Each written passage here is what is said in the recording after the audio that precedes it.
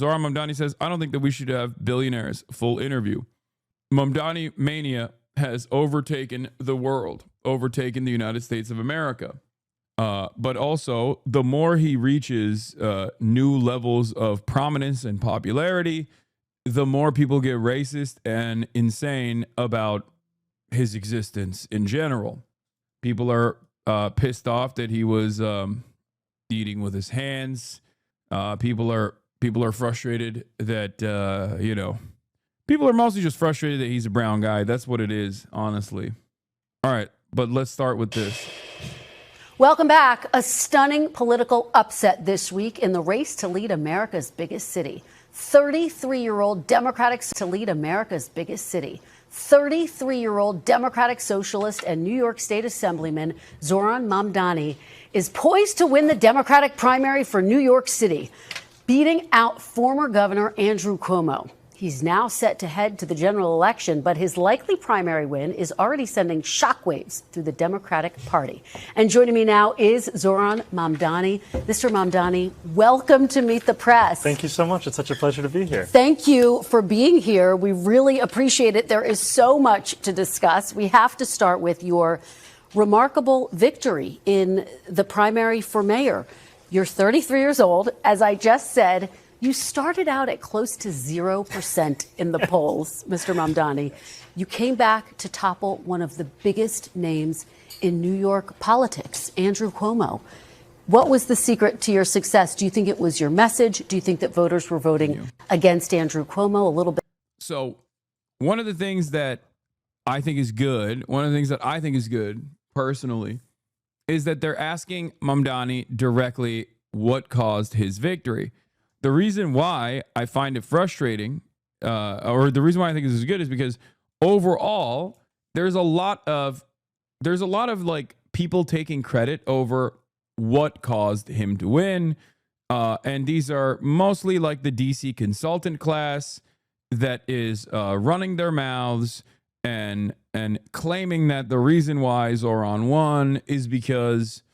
The reason why Zohran won is because his policies, it's not because of his policies, but, because he actually was on board with the abundance mindset. Or the reason why Zohran won is because he had a joyful campaign or because he did social media. No, those are all, especially social media, played a big role in this.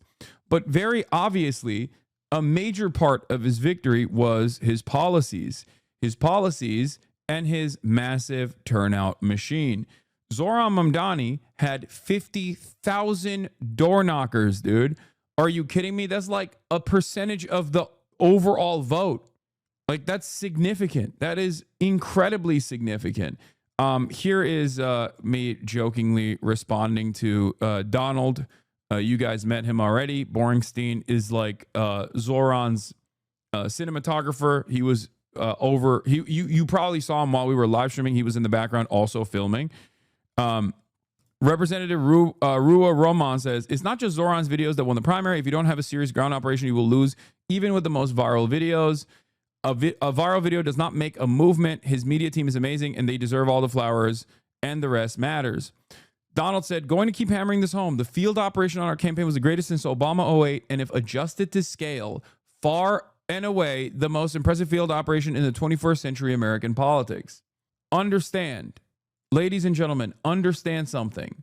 The person who is saying that is quite literally the person that is the person who's saying that is the person who should be saying, no, it was the videos. I'm the kingmaker, okay? Because he's literally responsible for half of the social media. He's responsible for the cool movies that they shot the entire campaign. And he's the one saying that's not the case. It's not just like the social media or whatever. It unironically is the turnout. It's the turnout machine that they had. And the only reason why the turnout machine was the way it was is because of the policies. Okay? You can't have a turnout machine like that. You cannot have a turnout machine like that without the policies that that a ton of people care about. Okay? Hold Hold on. I need to. Where is it? Where is it? Where is it? Where is it? Sorry. I'm doing something to fix the I was doing something to fix the chatterino because it was showing like the deleted messages. All right. To which I responded with, nah, it's because Zohran did joy and abundance and also abundance, I think. I'll let the big boys in mainstream media and DC consultant class handle the analysis on this one. Okay. There's no way door knocking did more for the campaign than social media. Dude, the social media guy is telling you it's the door knocking. What are you talking about? Like, this is the guy. Okay. Do you understand? This is literally the guy. I'm showing you the guy who did the social media, and the guy who did the social media is saying it's not the social media. It is the incredibly impressive turnout machine. What are you talking about? He's just being nice. No, he's not being nice. Look at his bio. Director, DOP, video for Zohran Mamdani. Like, I know him. I met him. I know he was there. I know his team. What is going on? There is not. It's so funny. It's just like, it's so crazy that you have people who are like, nah, don't believe it. I don't actually believe you. I think I'm just going to keep going with my own mentality. Kamala Harris had a incredible social media machine. Why didn't it work? Why? Why did it not work? Do you think Kamala Harris didn't do enough social media? She did. It's because Kamala Harris did not have Kamala Harris did not have good enough policies that would push a lot of the quote unquote left, the door knockers, communities such as ours, into mobilizing for her. Okay? That's it. Bit of both. How do you see it? I think ultimately it was the focus on the fact that we live in the most expensive city in the United States of America. It's also the wealthiest city and the wealthiest country in the history of the world, and yet 1 in 4 New Yorkers are living in poverty. And bro does not stop, by the way. Yeah, 18 to 44 was almost 50% of the electorate, by the way. The big question heading in the New York City race was what percentage of the electorate would be 18 to 44? Manhattan Institute had it at 24%. Marist had it at 30%. Emerson had it at 35%. The actual result was 18 to 44-year-olds were 48 to 49% of the electorate. That is the reason why all the polls were wrong, because they didn't weigh the 18 to 44 vote accordingly. 50%. How did that happen? Well, that happens when you got 50,000 door knockers. Okay? I checked this roughly against the voter file. My firm uses some noise created by birth dates and such, but 2024 G based on age right now, 18 to 24, 176,000, 25 to 29, 237,000, 60 to 64, 238,000. Target early data implies more 18 to 29 Democrats voted in the mayoral primary than the 2024 general. More 18 to 29-year-olds that are registered Democratic Party voters voted in the New York City mayoral primary than they voted in the fucking general. The general election for the president.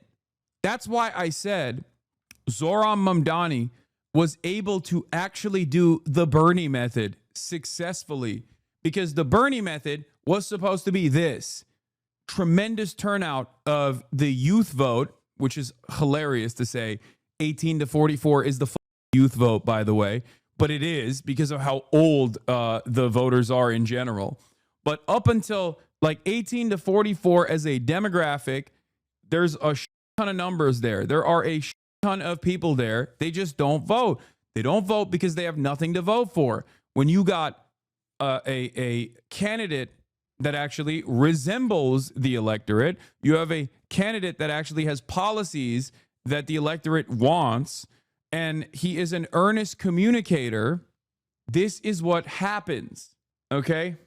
Biden Defense Squad says, a big part of why I'll support Zohran going forward is because for years I've been like, well, if you guys want to win, why don't you actually go out and vote instead of just tweeting? And now that they've done that, I can't really be like, no, I didn't mean like that. Now, this is just the Biden Defense Squad, right? Like, this is a Biden dead ender.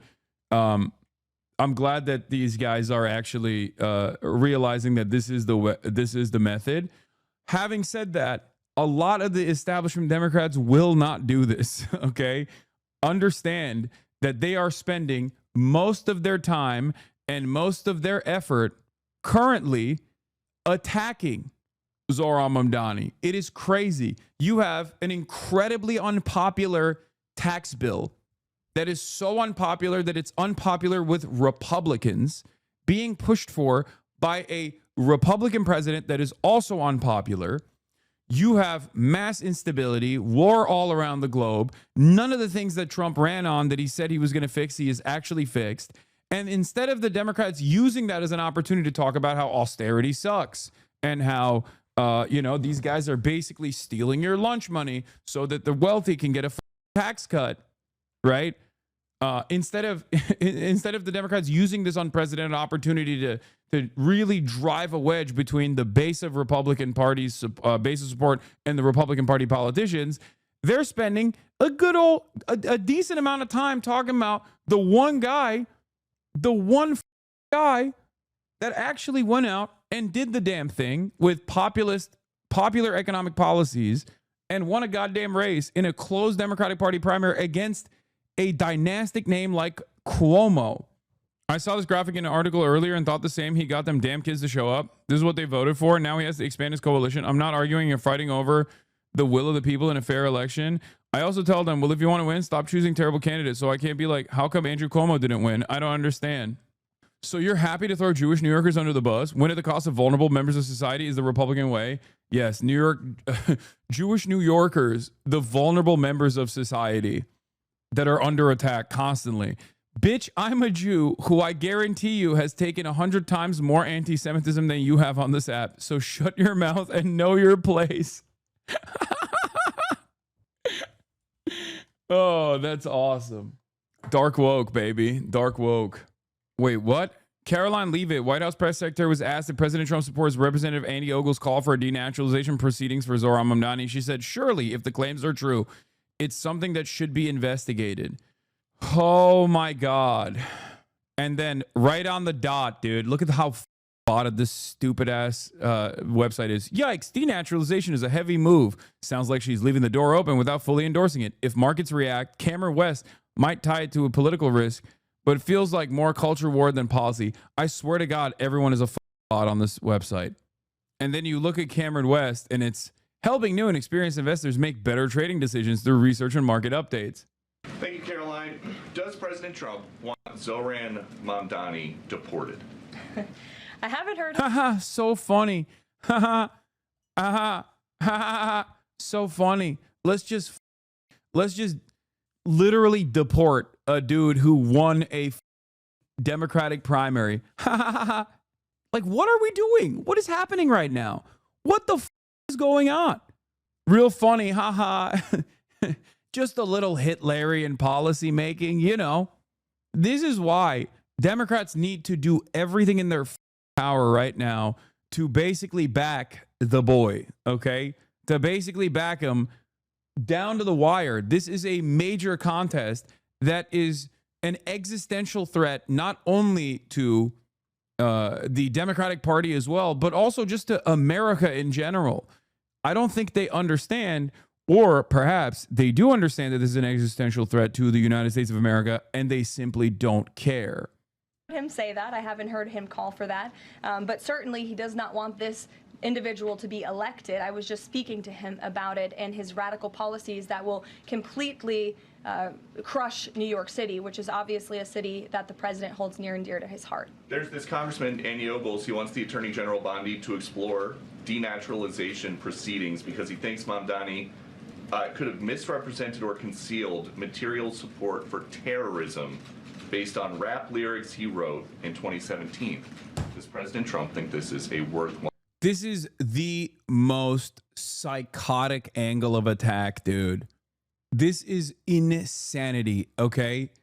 Oh my God. They are using denaturalization for everything, okay? They are going to use immigration for everything. You make a fuss, denaturalize, okay? And now that there is no process of injunction, now that there's no power in the courts to actually put a stop to this kind of madness, they can just kind of get away with it until the Supreme Court takes it up. And what if it doesn't go all the way to the Supreme Court at all? This is literally what the Nazis did, okay? Every single thing that they're entertaining here is a test. You need to stay aware. I am telling you right now, every single person should be losing their minds over this. Guy comes in, wants free buses, okay? Wants a rent freeze. Happened before, many times over in New York, okay? And all of a sudden, wants to tax the wealthy a little bit, okay? And all of a sudden, they're like, well, we got to deport him. He's a Muslim terrorist that needs to be deported. That's where we're at right now. Understand how insane this While is. use of the Attorney General's time. Well, I'll let the president speak to that. I have not seen those claims, but surely if they are true, it's something that should be investigated. All right, but let's get back to this. The rest are seemingly trapped in a state of anxiety. And what we've seen is that this is a city that needs to be affordable for the people who build it every day. Our focus was on exactly that. And by keeping that focus on an economic agenda, we showed New Yorkers that this could be more than just a museum of what once was. It could be a living, breathing testament to possibility. Well, let me ask you about what I was just discussing with Senator Chris Murphy. The fact that you have leaders Schumer, leaders Hakeem Jeffrey, who wrote very nice things about your victory, said you'd won a very strong campaign, have not endorsed you. Congresswoman Alexandria Ocasio-Cortez has endorsed you. Do you think the Democratic establishment is afraid of you? I think that people are catching up to this election. This is an election that went against so much of the analysis that had been told about our party and where we needed to head to. And ultimately, what we're showing is that by putting working people first, by returning to the roots of the Democratic Party, we actually have a path out of this moment where we're facing authoritarianism in Washington, D.C. Well, let's talk about your policies, your vision for this city. Here are some of the things you've proposed: free buses, rent-stabilized housing, a $30 minimum wage, the creation of city-owned grocery stores. It's a very long list of proposals. So let me ask you, if you were to be elected the next mayor of New York, what would your day one priority be? The first thing is living up to these promises that I've made, because I've made them because I intend to keep them. And in a city of about 8.5 million people, close to 2.5 million New Yorkers live in rent-stabilized housing. The mayor, through a board called the Rent Guidelines Board, sets whether or not those rents increase or stay the same. The previous mayoral administration froze the rent 3 times. This one, led by Mayor Adams, increased it by 9%. Yeah. Eric Adams increased the rent when he had every opportunity to freeze it. Okay. Now, what's really interesting about this is that now that rent freeze is a point of contention, Eric Adams, who is the most cynical charlatan of all time, has turned around and talked about potentially has talked about potentially no longer increasing rent as well. He just released I think he just literally released a statement saying we're just going to do the minimum rent increase this time around or something like that. I'm unsure how these politics works, how the did Adams get in office. No, he said we can freeze it. We can't freeze it, but we want it to be as low as increase as possible. What did he say? Do we have the link? Don't send me Curtis Sliwa, okay? Shut the up. Where is it? Where is the... Oh, here it is. Here's the statement from Eric Adams. Why I'm urging the Rent Guidelines Board to adopt the lowest increase possible while protecting the quality of housing for millions of New Yorkers who live in a rent-stabilized home. So he saw the rent freeze conversation take place and decided, you know what? We're just going to do the minimum amount. We're going to still increase it, but just by a minimum amount.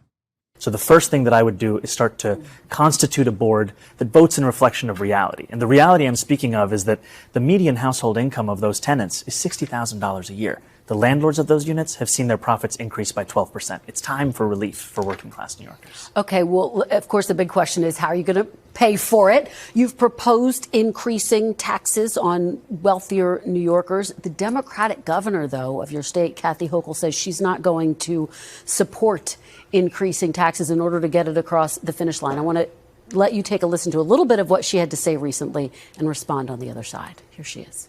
I'm not raising taxes on people at a time when affordability is the big issue. I'm actually cutting middle class taxes. Even on the wealthy. I don't want to lose any more people to go to Palm Beach. We've lost. Oh my God, dude. Come on. Have some backbone. Have some goddamn backbone, dude. Of course, she doesn't. She does not. Enough. How are you going to raise taxes if you can't get Democrats to support it?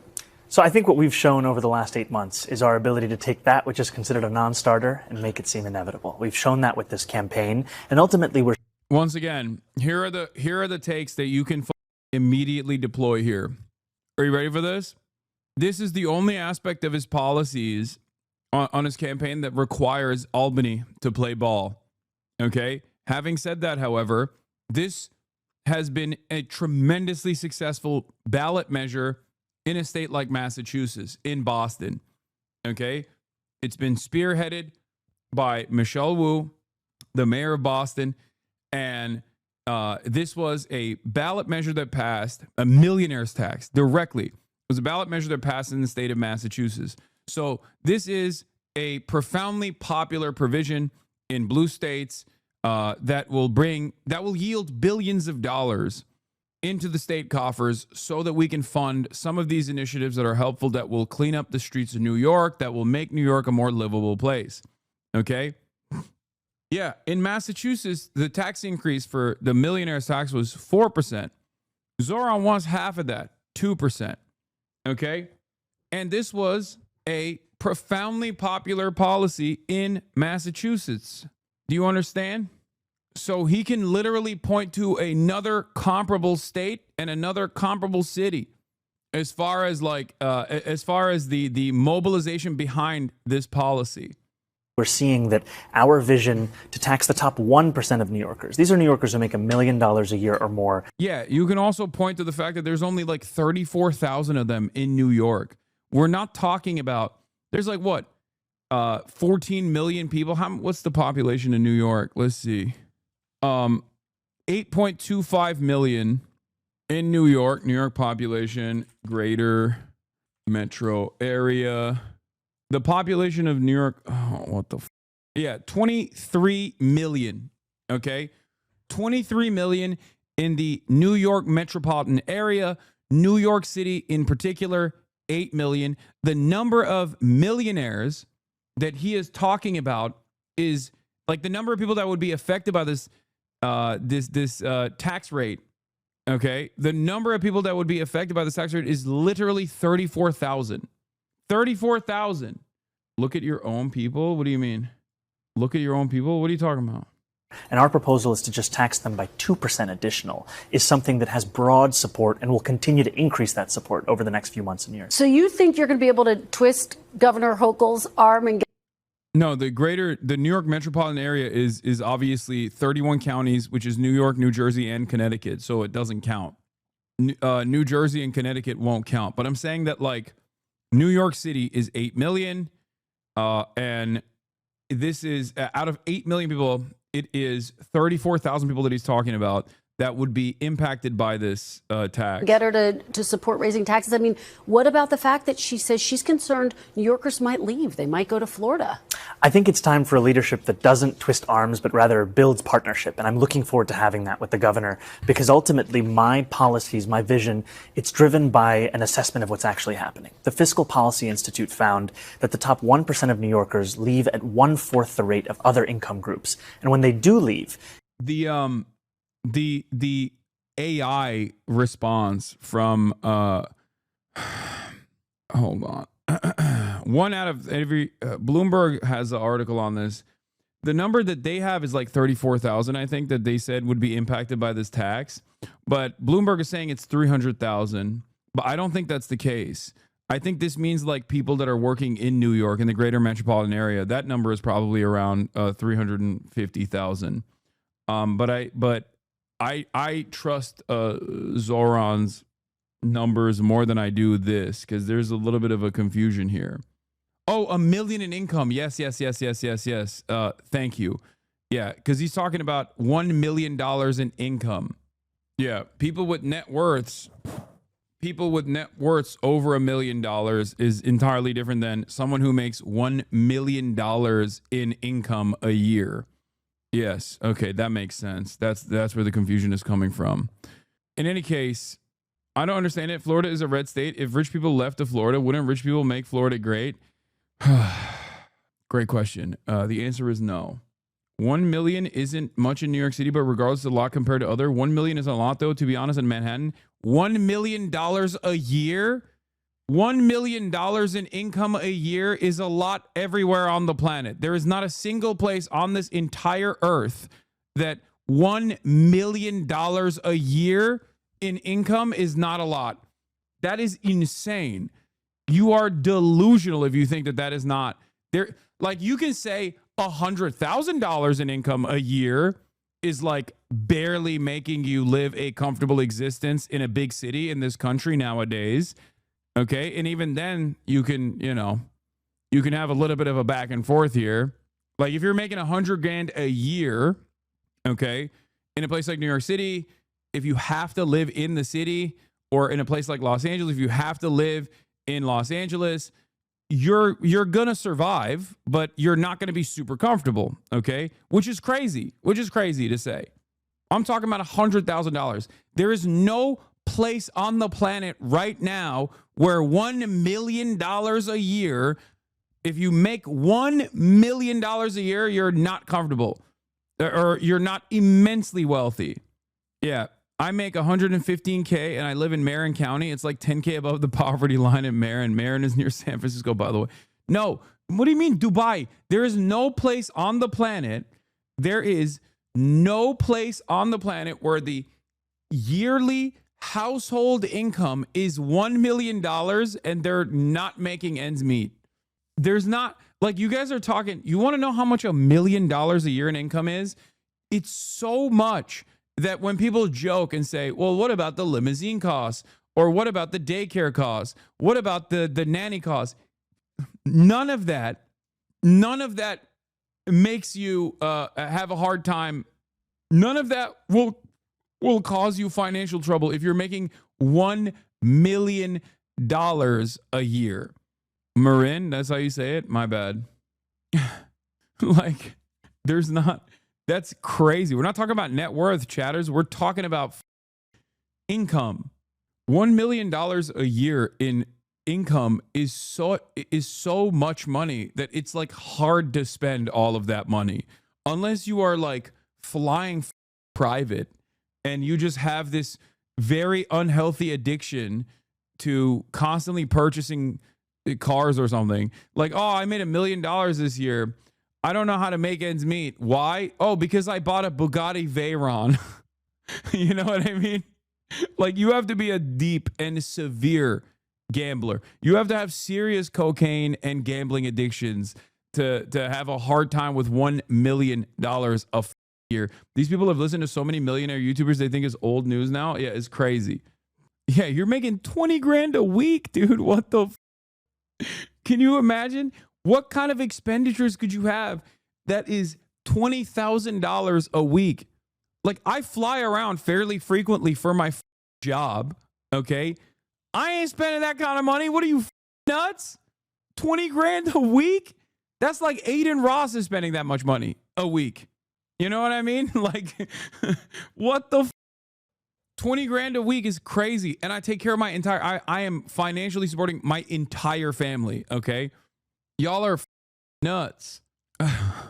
Anyway, let's continue. It's actually to other states considered high tax, New Jersey, California. So it's not fiscal policy, it's quality of life. And ultimately, the reason I want to increase these taxes on the top 1%, the most profitable corporations, is to increase quality of life for everyone, including those who are going to be taxed. Here's how the Washington Post editorial board wrote about your proposals. They say oh my God, this is so cooked. Massive minimum wage would depress low-skilled employment. His rent freeze would reduce the housing supply and decrease its quality. Cutting bus fares would leave a transit funding hole that, unless somehow filled, would erode service. Meanwhile, the grocery business operates on thin margins, and his plan for city-run stores would probably lead... Wow, I can't believe Jeff Bezos' newspaper that endorsed Donald Trump, by the way, at the direction of Jeff Bezos, unironically. Like, the Post, Jeff Bezos, Trump endorsement, Washington Post's editorial board is against a socialist who is advocating for the most modest, the most doable increase in social safety nets Color me surprised. Oh boy, am I shocked. Wow, shocked, I tell you. This is the most shocking thing. To fewer options. Yeah, I can't believe the e-commerce grocery store magnate wrote in his newspaper that a government competitor to his major profit seeking sector would be bad. The margins are so thin. 20K a month isn't a lot. You should see the lifestyle of ex-wife. What? My ex-wife. Yeah, they endorsed no one. Remember, the board was going to endorse Kamala, but Bezos stopped it. Yeah, that's why I'm saying it's a de facto endorsement of Donald Trump. Jeff Bezos personally stopped the Washington Post editorial board from endorsing Kamala Harris and said, oh, we don't do that. We're not in that business anymore, which is an endorsement of Donald Trump. And he obviously has a personal investment in seeing any kind of initiative of government-owned grocery stores failing, because obviously that would be a tremendous market competitor if implemented successfully all around the country. Jeff Bezos does not want that. Poor service and shortages. Mr. Mamdani, are your proposals going to hurt the very people you're trying to help? Not at all. There have been many in editorial board who have had concerns, and what we've shown is that more than 400,000 New Yorkers are excited about this vision. And the reason they're excited about it is one that is in line with the scale of the crisis in this city. I mean, we are talking about our tax base. Thin fucking margins, bro. Shut the up. Yeah, man. Then I guess the government should own all the grocery stores then. Like, what is the argument here? Oh, dude, our margins are so thin. Yeah, you know who else has really thin margins, dude? Insurance, okay? First of all, thin margins is made up, okay? It's made up. It's made up. The idea that, like, oh, our margins are so thin. Okay, then don't use so much of the revenue coming in on a whole deal of ridiculous shit. Whether it be executive pay, like executive payout packages, stock buybacks, things of that nature. Okay. There are so many things that companies do in terms of lobbying expenditures and all this other stuff that they could actually dial back from, but they don't. Right? Bro, I'm being sarcastic. Okay.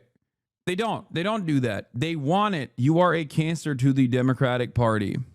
I like that we're watching the most currently one of the most dynamic candidates, a candidate that I endorsed and backed, that is making national news because of his, again, modest social democratic provisions.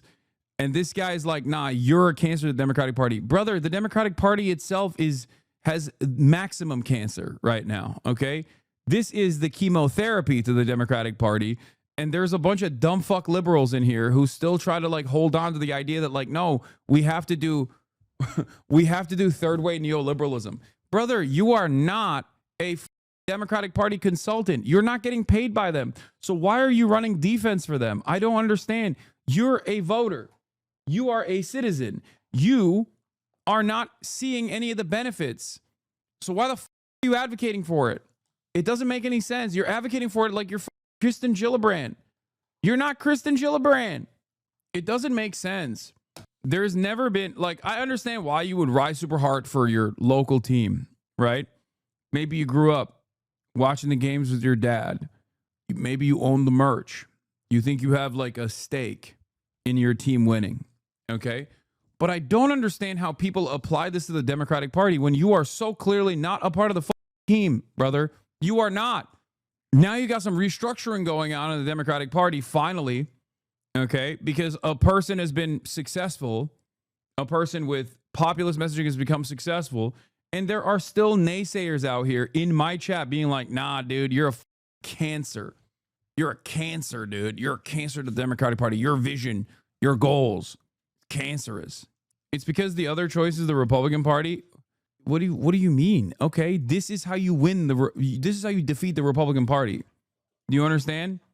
So anyone that looks at this and goes, nah, the guy who mobilized the youth after Democrats cried and complained about how we've lost touch with the youth, how we've lost touch with all these different demographics, he's actually bad. he's actually what's wrong with the Dems. We can't have this. We can't allow this to happen.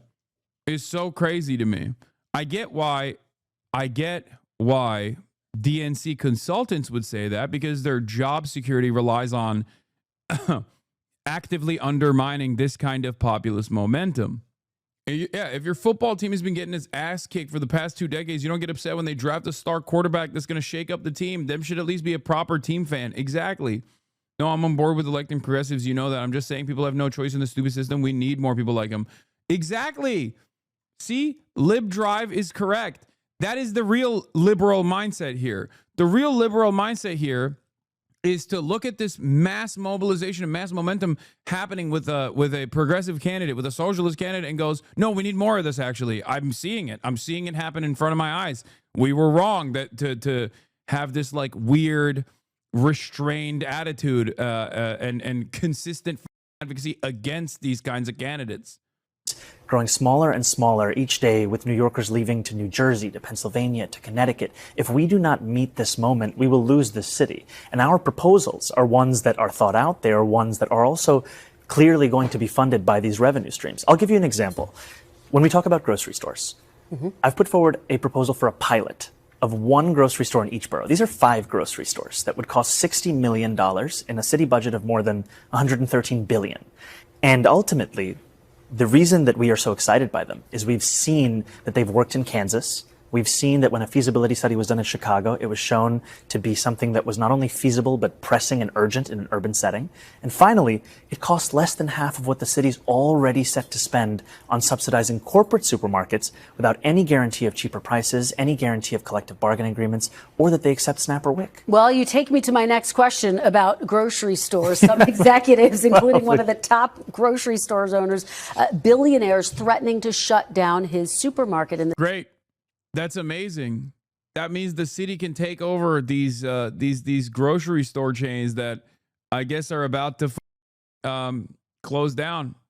Go ahead, make my day. You know what I mean? We'll take it.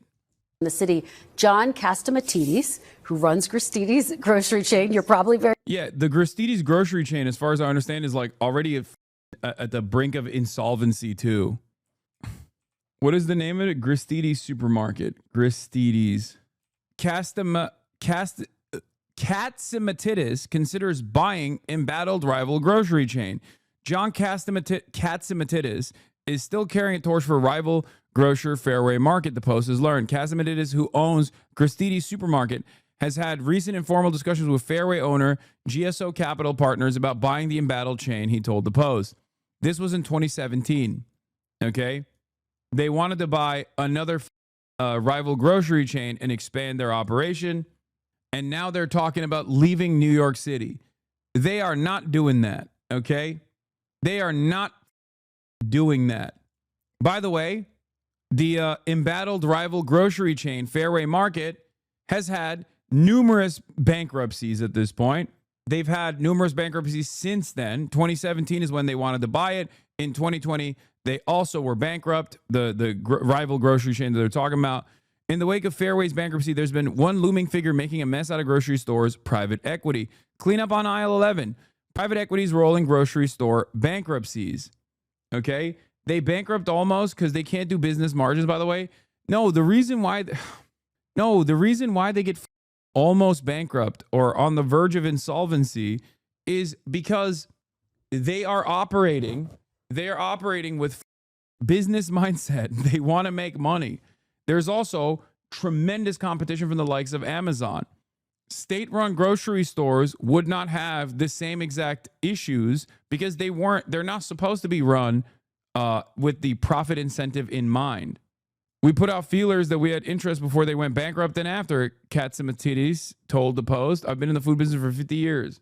Yeah, this is him. John Catsimatidis.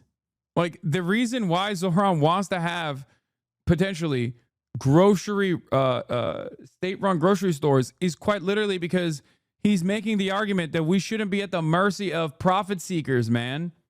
That's the whole point. This is the visage of a grocery capitalist, vindicates every 19th century political cartoonist. Yeah. Gristedes owner found liable for unpaid wages.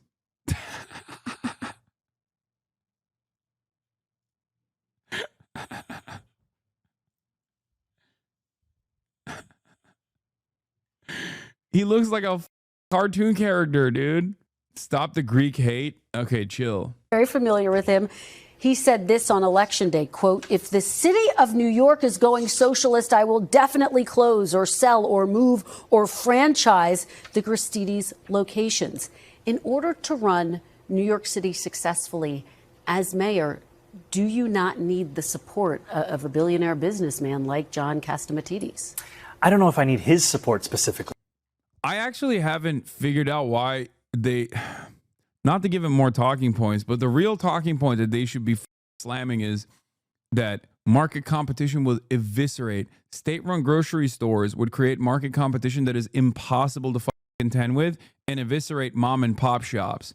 That's the real meta. That's what they should be saying, okay? Not to give the billionaire psychopaths more talking points, but that is unironically what they should be saying at a time when there's unprecedented competition coming from monopolists like Amazon, okay? We're already having a hard time dealing with we're already having a hard time keeping these grocery stores open. And then this guy wants to create additional pressure to lower wages and lower prices. But even if we were to be able to carry on with our business, the mom and pop shops will definitely close down. Something like that. But I want to make clear that my vision for this city is a vision for every single New Yorker, including business leaders across the city. And the reason I say that is that my proposals, even the ones to increase the top corporate tax rate of New York to match that of New Jersey, are ones that would also benefit those business leaders. Because when I have always given free game, you would be a profitable and effective grifter. I know. Sometimes I like to give game out for free just so people know that I got that dog in me, okay? I could so easily be a right-wing grifter. I could be the best right-wing grifter, okay? Now do the counterpoint to that. The counterpoint to that is that mom and pop shops have already been eviscerated by the monopolists, and this actually drives down prices for the monopolists, and that's precisely why they're using the supposed mom and pop shop that doesn't exist anymore in the state of New York by holding the carcass of mom and pop shops in New York to make a counterpoint when it doesn't even exist due to the monopolist franchises that have overtaken the entire city and create food deserts. And it's at the mercy of venture capital and people's profit incentives. People's access to food should not be dictated by some faceless, lifeless corporate entity that is simply just trying to make additional money off of purchasing a bunch of these stores and then immediately bankrupting them so that some hedge fund manager can turn profit year over year. The response is this: it's 5 grocery stores in this square. Some of the things I've heard that are part of your platform: a rent freeze. Yep. 200,000 new affordable homes to build. There we go. $30 minimum wage by 2030. Free buses. And then city-owned grocery stores. I'm just wondering, because obviously, like, politicians are liars. So true. How can we trust that these things are achievable? So these are all things that are a question of political will. Because most politicians will try and tell us that anytime you want to stand up for working class people, it's unrealistic. And when we're talking about a rent freeze, Bill de Blasio did that 3 times. There's precedence for that. When we're talking about city-run grocery stores, that pilot program, which would guarantee lower prices for milk, for eggs, for bread, for the staples of day-to-day life, would cost $60 million. The city is currently set to spend more than $140 million to give it to corporate supermarkets. So this would be a fraction of what we're already set to spend. When we're talking about free buses and universal childcare, that is something that we could pay for entirely by raising New York State's corporate tax rate to match the socialist utopia of New Jersey. So that's 7.25% here to 11.5% there. 200,000 affordable homes. We can pay for this by municipal bonding. We can pay for this by using vouchers that landlords are rejecting for New Yorkers that have already been approved. We can pay for this by using vacant city lots that we have. And we're already paying for this in some way because our refusal to build actually affordable housing, like for a family of 4 making $72K a year, for a low-income senior, for one of the 100,000 New Yorkers living in shelters, it is pushing working class people outside of the city. It is pushing them into tax bases of New Jersey and Pennsylvania. We need to stop doing that and actually keep people in the city they. Yeah. And if it fails, then it's $60 million, which is a blip. $60 million gets lost to the nephew of some prominent politician that has a private contract that they got through corruption in the state of New York and in the city of New York with regular frequency. There's already a living, breathing example of this happening in other states anyway. And this is so funny. What will happen is empty shelves due to a rise in demand in Zohran's popularity. In normal market conditions, this will lead to a raise the price according to demand. However, because a government store doesn't operate in a market environment and puts prices below market value, the stores will quickly run out of stock, and empty shelves and long lines will ensue. This happens in command economies all the time. I study economics in uni, by the way. Okay, so it'll be successful, is what you're saying. It'll be incredibly successful and people will purchase it. It's not like it's going to literally eviscerate the existing grocery store chains. It's simply going to work as intended. You didn't even describe why this would be bad. You did not even describe why this would collapse anything. What you described is poor people will have easier access to food. That's what you described as a bad thing, because that is the outcome of what you're talking about. The outcome of what you're talking about is people in these neighborhoods will be able to get cheaper groceries. Okay? Then the people with money will go elsewhere, will be fed up and stop going and clogging it up for the people who need it. There are major advantages to an enterprise that is not run. There are major advantages to an enterprise that's not run at the behest of the profit motive. Those who are quick enough will get the food. Others, the majority, will not. Dude, first of all, the argument that you're making, unironically, is an argument to make all the grocery stores state-run, for the record. You understand that, right? So that this issue does not exist. Because there are a shit ton of other grocery stores that people will go and get their goods from. It's just the prices will be higher. Okay? So unless you're advocating for a command economy where all of the grocery stores are run by the state, I don't know why you're even bringing this up, because this doesn't actually destroy the rest of the grocery stores in the region. The others will start getting even more priced out. How? You're not making an argument. Even using like Econ 101 terms, you're not making an argument as to how the others will start getting more priced out. Here, I'll make the argument for you. Because these bargain bin prices that are impossible to compete against, it will actually force other grocery stores that are privately owned to lower their prices in order to be competitive. Okay? That's the argument you're supposed to make. You're not even making that argument. You're just saying, "Oh, the others will start getting even more priced out, and then they'll raise their prices for no reason." Like, what are you talking about? Also, you're making it seem as though the state-run grocery stores don't exist. The commissary structure in the United States military already exists. It's a thing that works, okay? Last I checked, the real thing that prices out people, or the real thing that eviscerates and guts local grocery stores, mom and pop shops, is not actually government-run grocery stores. It's actually Walmart, okay?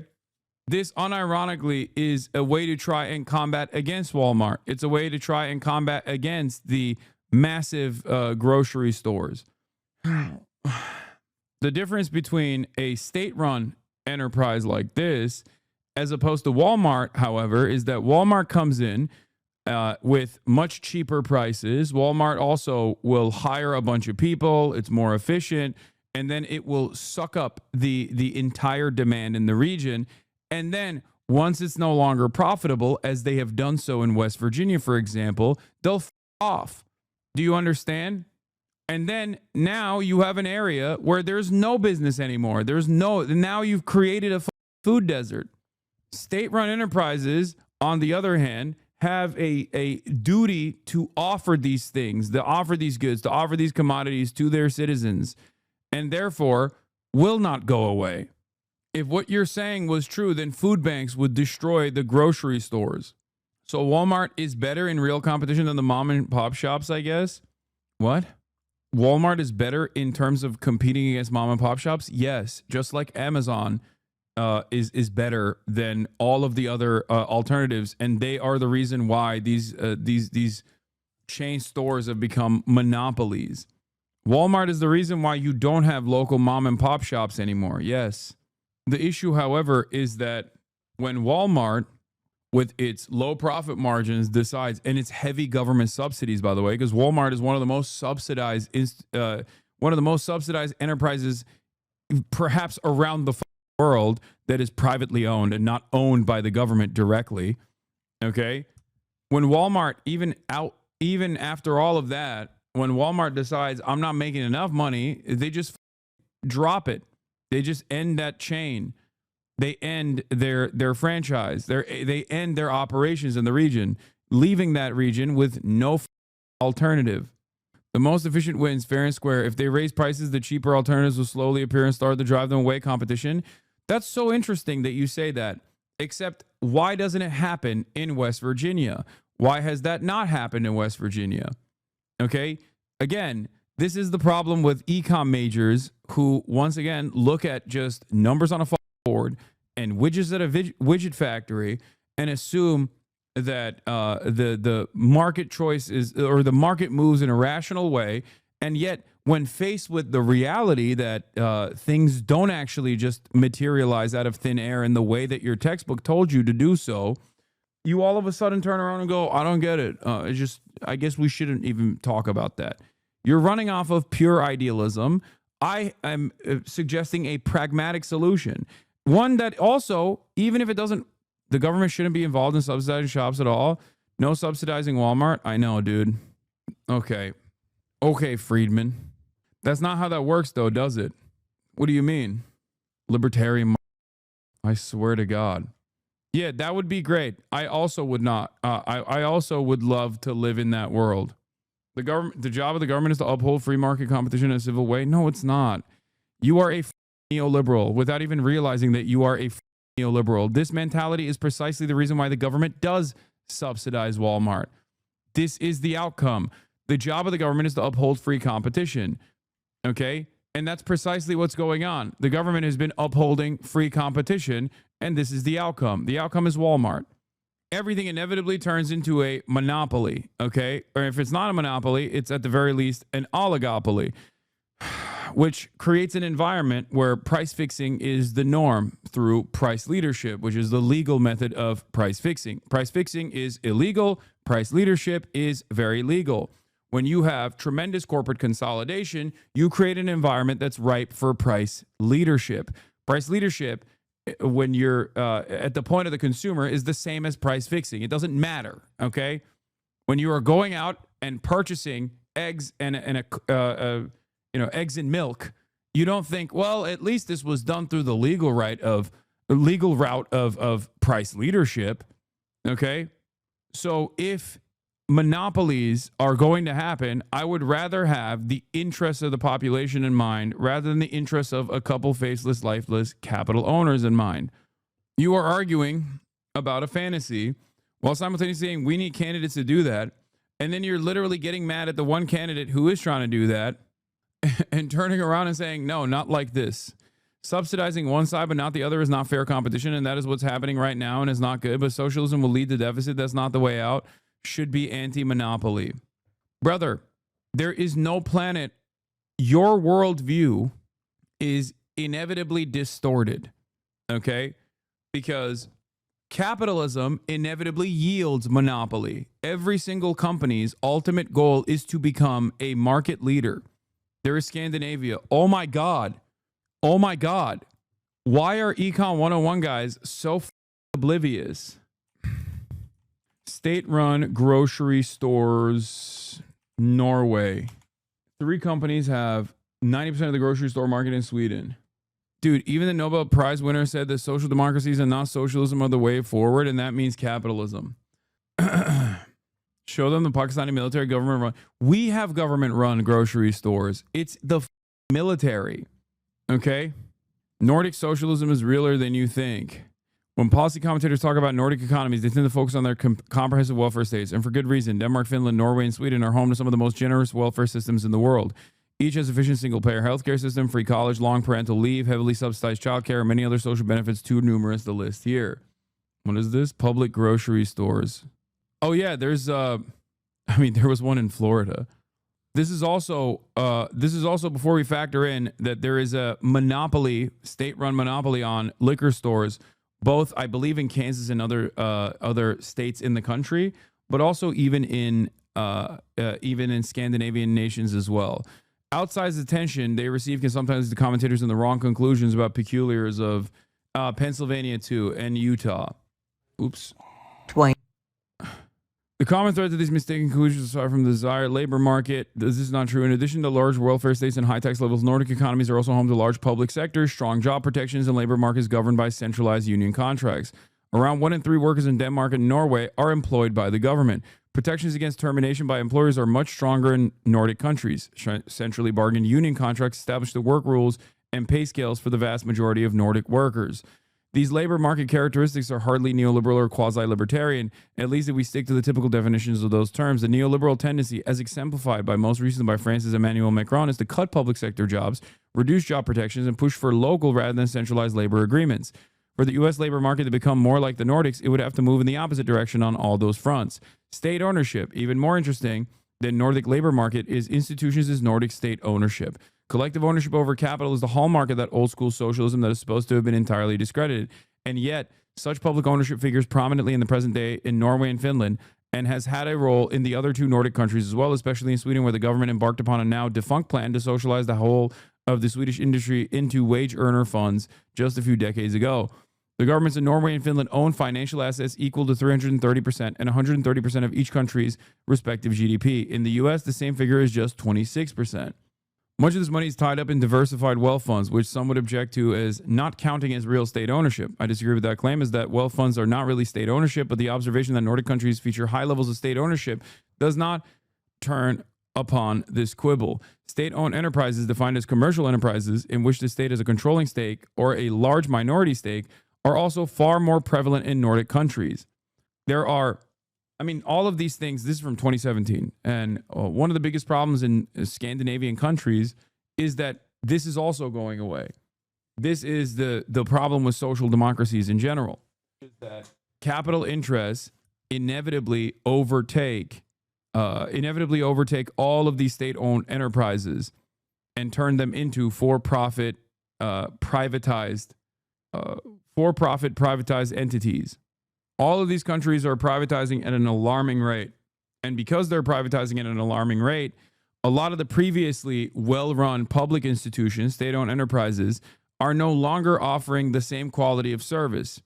This is the problem with social democracies, that a Thatcherite move could inevitably move in the direction of gutting these social safety nets that many people took for granted. This obviously leads to people feeling animosity, anxiety, anger, resentment over their material conditions worsening. And when that happens, you have volatility. And that volatility is redirected back to vulnerable populations such as migrants or refugees in these countries. The notion that, well, more brown people started arriving, and that's the reason why my state-funded healthcare doesn't work as well as it used to. Yes, the goal here is to solve a market inefficiency, food deserts in New York City. If you believe, first of all, you're talking about how, social democracies are the answer, while you're literally getting mad at a dude offering a social democratic provision. So clearly, you don't want social democracy, because nothing that Zohran is pushing for is unheard of. Many of the things that Zohran is pushing for is unironically things that already exist. So it seems to me like you don't want to move in the direction of social democracy, because a lot of the places that you consider to be social democracies that you point to as like successful versions of capitalism are, one, failing due to capitalism right now, due to the interests of capital right now, and they're experiencing that exact same volatility, instability, and anger being redirected back to refugees, migrants, and the like in these places.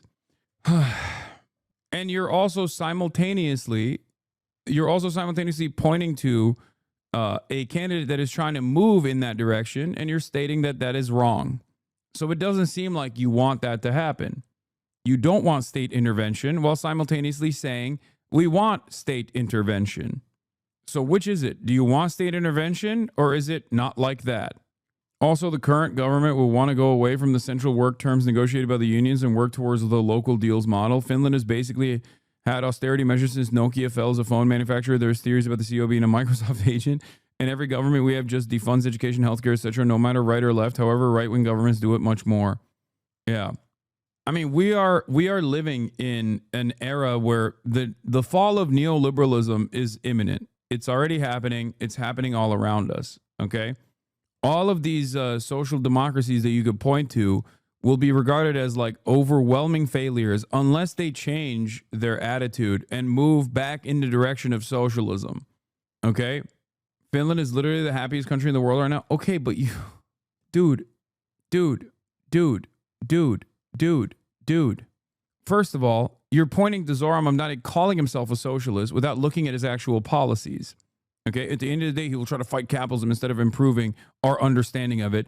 And then you literally look to countries that have actually had long, hard-fought socialist implementation that also had the exact same kind of naysayers at the time. Like, those things did not happen because it was just like purely social democrats. Those things happened because social democrats, especially in Scandinavian countries, were propped up and backed to a certain degree by socialists, democratic socialists, straight up socialists, trade unionists. Okay? It was a collective effort to get these kinds of, and each country is different, but it was a collective effort to get these kinds of initiatives implemented. So it is exactly like a Zohran Mamdani style candidacy that created these initiatives. So much more, by the way, so much more consequential than like a state-run grocery store, mind you. Like, we're talking about the entire nationalization of the extraction industry, okay? You point to Norway. Do you understand that the entirety of the Norwegian extraction industry, from the oil down to the forests, is nationalized?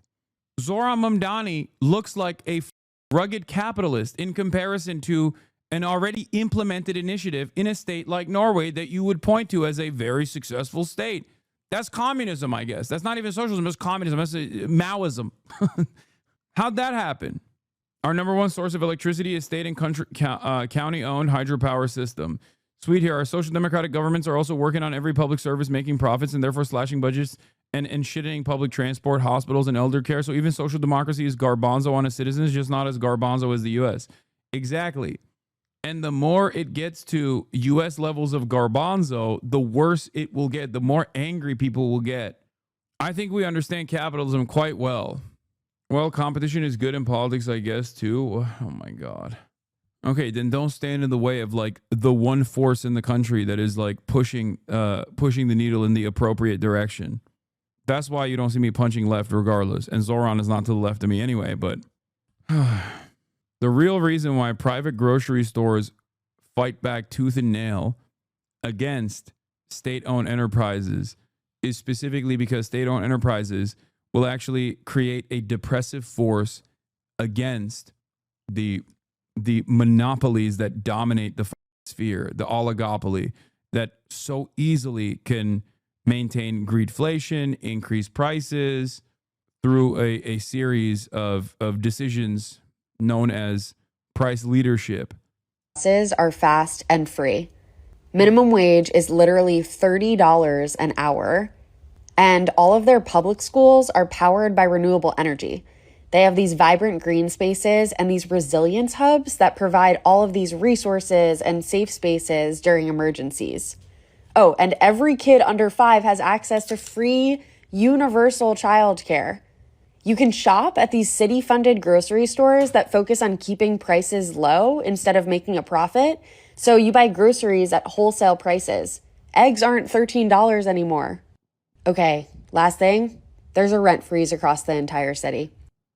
Sounds like a fantasy, right? But New York, I'm talking about us. We have the opportunity to turn that fantasy into a reality for all. I have a hardcore Capitals cousin in California just nutso about Mamdani over in New York. How do I shut him the up? As an assemblyman, I think he tried to introduce new free bus routes in New York City and now had a very mixed reception and was discontinued. That's literally not true. He did get a free bus pilot program that was so popular in its implement. That is the exact opposite. Why are you making shit up? You are just saying the opposite of the truth now. It literally not only worked, but it was also incredibly successful. Anyway, back to Zohran. How do you think empty shelves and overcrowded buses will benefit the popularity of his candidacy? Overcrowded buses and empty shelves. Okay, man, don't worry about it, okay? Then don't worry about it. Overcrowded buses, he said.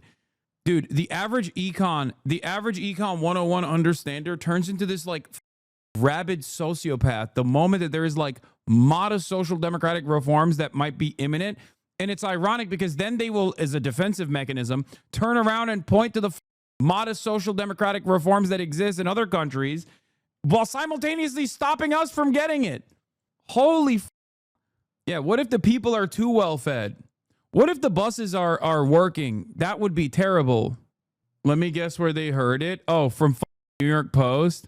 Zohran Mamdani's lousy negotiating skills killed free New York City bus program, Eric Adams says. Oh, wow. That's crazy.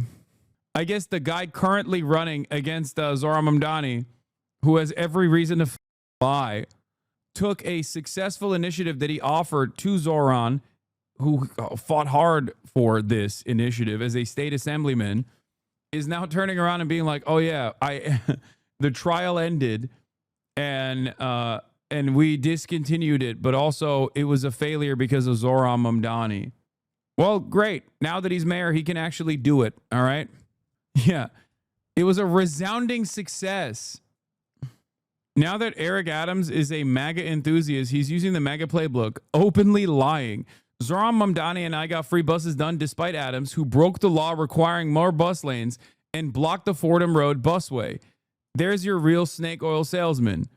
One of the funniest parts about being a leftist or a socialist is constantly advocating to better society and constantly having to deal with people who are like, better things are not possible. How dare you shut the up?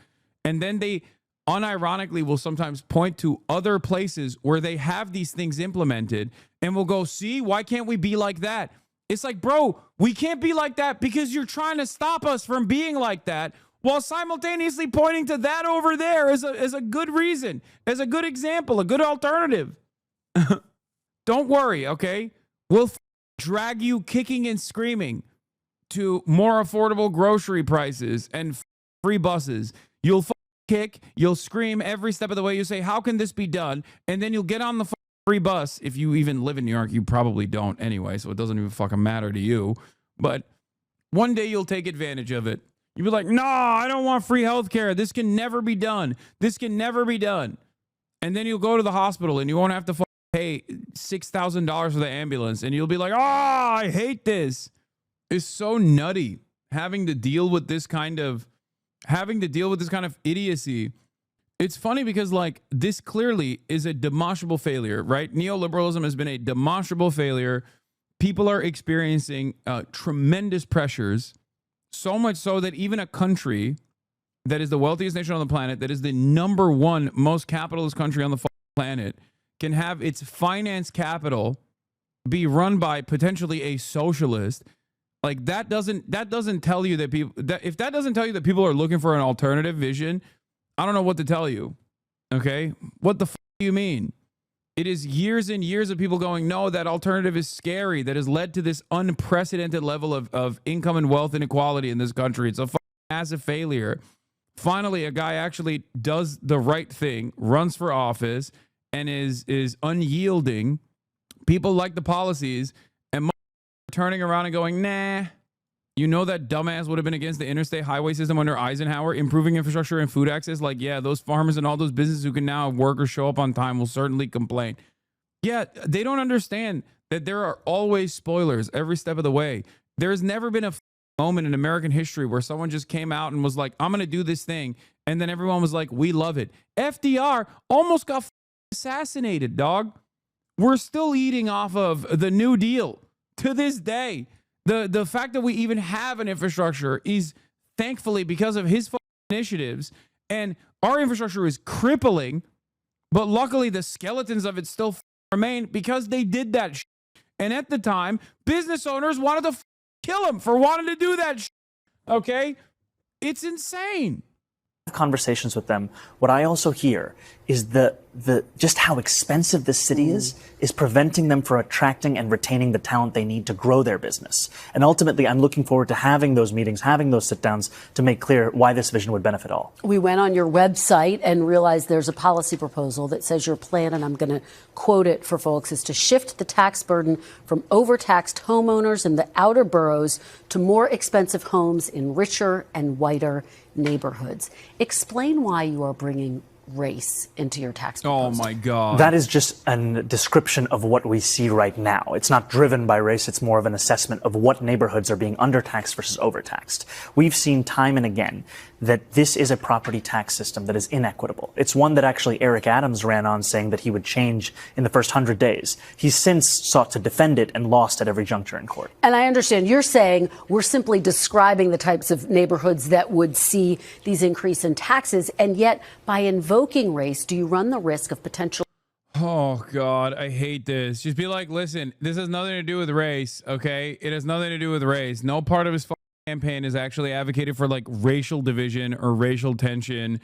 It is just the demographic makeup of the areas that are wealthier. That's it. And he did do that. He already said this. He already said that, but it doesn't matter. She's like, nope, don't care. I'm going to keep hammering cynically against you. Actually alienating key constituents. I think I'm just naming things as they are. And also, white people voted for him.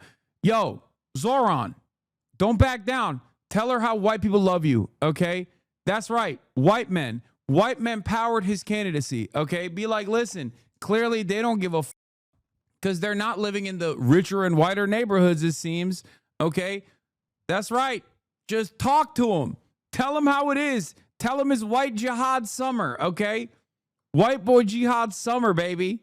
And ultimately, the thing that motivates me in this is to create a system of fairness. It is not to work backwards from a racial assessment of neighborhoods or our city. Rather, it's to ensure that we actually have an equal playing field. And right now, what we see with the property tax system is one that is overtaxing a number of New Yorkers and undertaxing. I don't think he will focus on the white base because he's trying to foray the black vote, I think the black vote is not even the black vote. The black vote that we're talking about is specifically the Democratic Party, the resilient Democratic base that listens to the turnout machine. Okay, it's not even the black vote necessarily. It's the boomer vote. Okay, it's the older Democrats. It's older black folk in general, and they won't. I don't think they'll vote for anyone but the Democratic ticket. The unks and the aunties will be straight ticket Democrats. They straight ticket Democrat vote, okay? I would be shocked if they would go for Eric Adams or even Andrew Cuomo because neither is on the Dem line.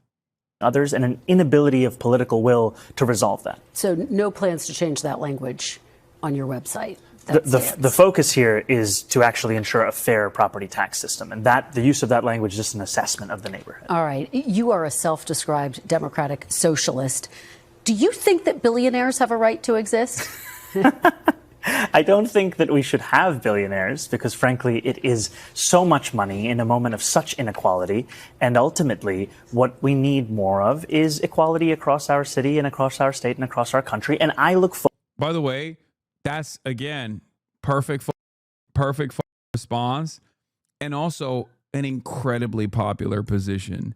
Let me tell you something, okay? Americans have surf mindset. They think like, oh, one day I'll be a billionaire. One day I'll be a millionaire, they say, right? But even Americans who are like, one day I'll be super rich, even they kind of understand that like this billionaire shit gotten out of control. This doesn't mean that you're gonna, make a new system where there's no billionaires. It's not gonna happen. China has billionaires, okay? As a matter of fact, more billionaires than we do. So I think saying yes to that isn't necessarily a bad thing at all. It's not. Nobody likes billionaires. Everybody understands that they contribute to tremendous income and wealth disparity in this country. Forward to work with everyone, including billionaires, to make a city that is fairer for all of them.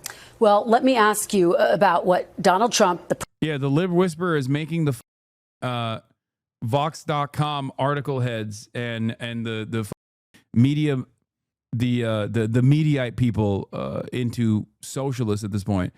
Mamdani on Trump calling him a communist. I've already started to get used to the fact that the president will talk about how I look, how I sound, where I'm from, who I am, ultimately because he wants to distract from what I'm fighting for. I'm fighting for the very working people that he ran a campaign to empower that he has since betrayed. Oh, yeah, this was funny. I saw this. Dudes who make $32K a year reading this. Zohran Mamdani, I don't think that we should have billionaires. We need billionaires. Every blue check mark. Every dude who makes $32K a year saw that statement and fell to their knees at Walmart, where they work, actually. Yeah, he's not going to win the ideologically dug-in free market conservatives. He'll win the populist voters who kind of get the vibe that this billionaire shit a little messed up and something should be done. Yeah. Fell to my knees at Cricket Wireless, where I currently work at. Oh, Jesus Christ. But I was going to be a billionaire any day now.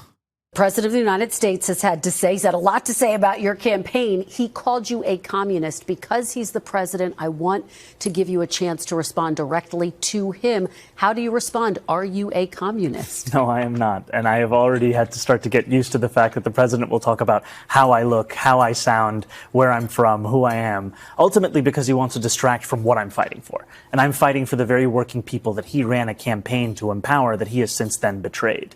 And when we talk about my politics, why would black people have to vote for him, though? What do you mean have to? We're talking about a very specific demographic of voters. We're talking about older. We're talking about the boomer black vote, okay? The boomer black vote is one of the most reliable Democrat Party voting bloc out there. My speculation, my assumption is that they will go straight ticket them in the general race. And who's the Democratic candidate? Zohran Mamdani. You know, I call myself a democratic socialist in many ways inspired by the words of Dr. King from decades ago, who said, call it democracy or call it democratic socialism, there has to be a better distribution of wealth for all of God's children in this country. And as income inequality has declined nationwide, it has increased in New York City. And ultimately, what we need is a city where every single person can thrive. All right. Stay right there. We are going to take a quick break. Anyway, here is the Pod Johns. Kind of turning heel here, okay? This is impactful because I feel like a lot of the DNC consulting class does take their notes from these guys. They are very much, and they might get mad at me for saying this, but they are very much a part of the establishment. They are the establishment. So let's hear what they have to say. Donald Trump tried to steal the last election. When he failed, fomented a violent insurrection against the Capitol. Cops were brutally assaulted. They tried to kill members of Congress and his own vice president. He then wins the election, pardons the people who violently assaulted cops. And what we've had, at least at the... It's wild. Dude, look. No, dude, don't say still on January 6th. It is a wild thing that January 6th was successful. Okay? Come on. You don't have to be a liberal to look at that and maybe not even feel a little bit jealous, okay? Because it was successful. January 6th was a success. It didn't work to actually stop the process, this otherwise symbolic like vote certification process, and then implement Donald Trump as the actual rightful leader of the throne. It was also very funny. But the reality that he was able to do this and then not withstand significant penalties and then win the election and then turn around and pardon all of these people is pretty impressive, okay? It's also insane. It's insane that, like, America broadly looked at that and was like, that is the appetite I have for destroying these institutions. There's a lesson to be learned from that. The beginning of the administration is some Democrats being like, I'll work with them where it makes sense. I'll vote for some of his nominees where they're good. And then now Now we're like, oh, but if it's the mayor of New York City who wants to give people free buses and rent control and has said that he doesn't know if he's going to police the term globalize the intifada, even though he doesn't use it, which is admittedly a dumb answer. But for him, I don't think it's a dumb answer. We're going to say absolutely not. This is very concerning. I can't do it. But for Donald fucking Trump, be like, well, I'll work with them where I can. If you are more concerned about a Democratic socialist in City Hall than a fascist in the White House, you're not living in the right times. At least they bring it back. Yeah, it's wild that Eric Adams won the Democratic primary in 2021 by 0.7%, and the consultant and leadership class were saying things like this about him. Interesting that when Zohran wins by 18%, they're skeptical, almost like there is an ideology underpinning their objective analysis. It's probably foolish to think a New York City mayor will successfully translate into being a national political figure, but I still think Eric Adams would be in my top 5 for who will be the next Democratic presidential nominee after Joe Biden. This was Nate Bronze. How long before Fox News unironically says this? Mamdani set to deny billionaires of their biblical homeland of Manhattan. I mean, they are kind of saying that. They're kind of saying that right now. They're implying it. And it's not just Fox News that's saying that. It's liberals that are saying that too. We have a conversation with Zohran Mamdani when we come right back. Stay with us.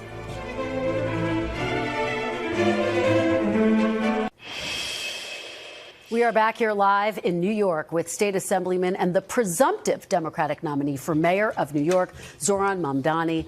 Thank you so much for sticking around for more questions. Let's talk about immigration, deportation. Are you committed to keeping New York as a sanctuary city? Absolutely, because ultimately we've seen that this is a policy that has kept New Yorkers safe for decades. It's a policy that had previously been defended by Democrats and Republicans alike until the fear-mongering of this current mayor. And it's a policy that we've seen ensures that New Yorkers can get out of the shadows and into the full life of the city that they belong to. And it's one that I will be proud to stand up for. Well, you know, the border czar, Tom Homan, has said that he is planning to deploy ICE agents to New York, worksite enforcement to essentially increase and enhance the number of ICE agents here. If that happens on your watch, how do you plan to handle it? We have to stand up and fight back, and we haven't seen that from our current mayor, who has instead been working with the Trump administration to assist in their goal of building the single largest deportation force in American history. I mean, we saw ICE agents arrest a migrant at Federal Plaza, and then we saw NYPD officers arresting a pastor who was peacefully observing that arrest. Those days are going to come to an end when I'm the mayor. The NYPD's job is to create public safety in the city, not to assist ICE agents in their mission to attack the very fabric of this city. I want to talk about the historic nature of your candidacy. If you were to win, you would become the first Muslim mayor of New York City. Along the way, throughout the course of this primary campaign, you have received death threats. You've received all sorts of attacks online. Congressman Andy Ogles called for you to be deported, for example, because you were born in Uganda. He also issued an Islamophobic epithet, which I am not going to repeat here. But what type of toll has this taken on you personally and on your family? It's been difficult. It's been difficult to have to deal with the regular and repeated smears and slander upon. By the way, we're going to step away from the Zohran Mamdani analysis in a little bit. Well, I'll ask him about Zohran Mamdani as well, but I'm going to have David Dayen on to talk about the big, beautiful bill, to talk about Zohran's victory, and to talk about the SCOTUS stuff as well. David Dayen of the American Prospect will be on in a little bit so that a lot of your confusion will be cleared up about everything that's happening. And on the very basis of my faith. And I think what's so sad is that this is but a glimpse into what life is like for many Muslim New Yorkers and many New Yorkers of different faiths who are constantly being told that they don't belong in this city and in this country that they love. And ultimately, what continues to give me hope is that these moments are but small examples, something that goes against what so many New Yorkers actually feel. Because what we know is that this is a city for all of us. And what Tuesday night showed is that what New Yorkers want more than anything is a vision that binds us all together.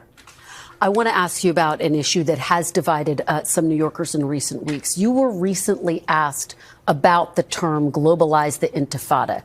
if it makes you uncomfortable. In that moment, you did not condemn the phrase. Now, just so folks understand, it's a phrase that many people hear as a call to violence against Jews. There's been a lot of attention on this issue. So I want to give you an opportunity to respond here and now. Do you condemn that phrase?